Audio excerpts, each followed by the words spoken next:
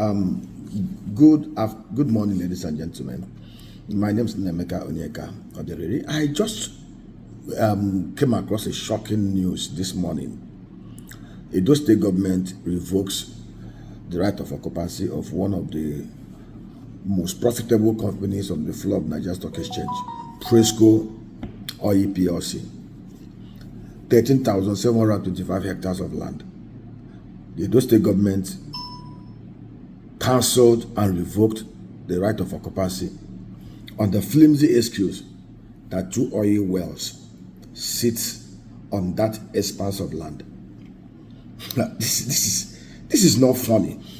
And for most of you who may not understand the implication of this, Presco PLC is one of the most profitable, the most consistent agro-based companies listed on the floor of the exchange. For a matter of emphasis, the September 30th, 2025 unaudited report of Presco shows clear that the company generated over 274 billion naira worth of turnover.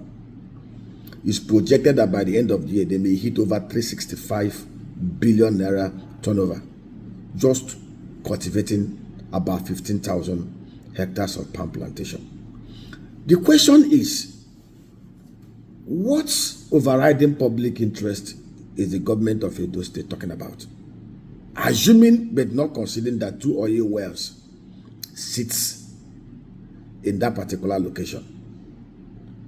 Is the oil well not going to be assigned to private investors, just like we assign marginal fields and other OPLs to private investors to drill? So what is the overriding public interest? For most of you who do not understand, one of the biggest companies in Malaysia, in fact, one of the Fortune 500 companies is Wema Malaysia. Wema Malaysia is an agro-based company that own and operate 239,000 hectares of palm plantation. Most of them are also under smallholder scheme arrangement, similar to what they have in Cross River and Akwa Ibom State, and the partnership they have with PZ before now that used to be Wema PZ Consortium. And for your record, you can fact check me.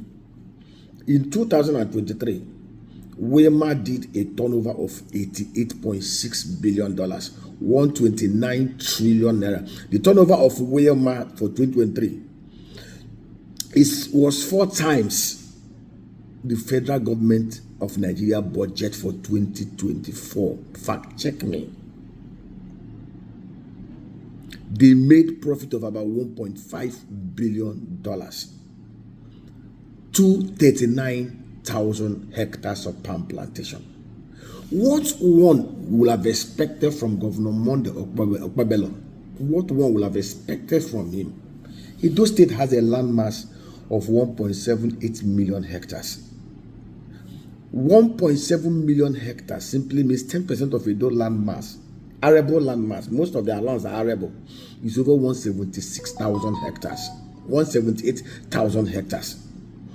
One will have expected Governor Monday Okpebelo to work with Presco and Okomu to create the kind of arrangement that Wema has in Cross River and Akwa Ibom. Smallholder schemes, get communities to dedicate 100, 200, 300 hectares of their land mass. Get local government chairmen. I've sent this proposal to Edo State government before. Get local government chairmen to sink industrial boreholes and provide security points where over 100 youths will be employed, fully trained and armed to protect the agro parks. Then Presco and Okomu, working with the communities, will develop palm plantations where they will also intercrop food crops that can give them short-term money while they await for the palm trees to begin to produce optimally. 20 hectares of Edo land mass committed to production of palm plantations will give you over 300,000 hectares of palm plantation. That will give you so much money. That will give you over $50 billion annually. But unfortunately, this governor seems not to understand it. God have mercy on Edo people.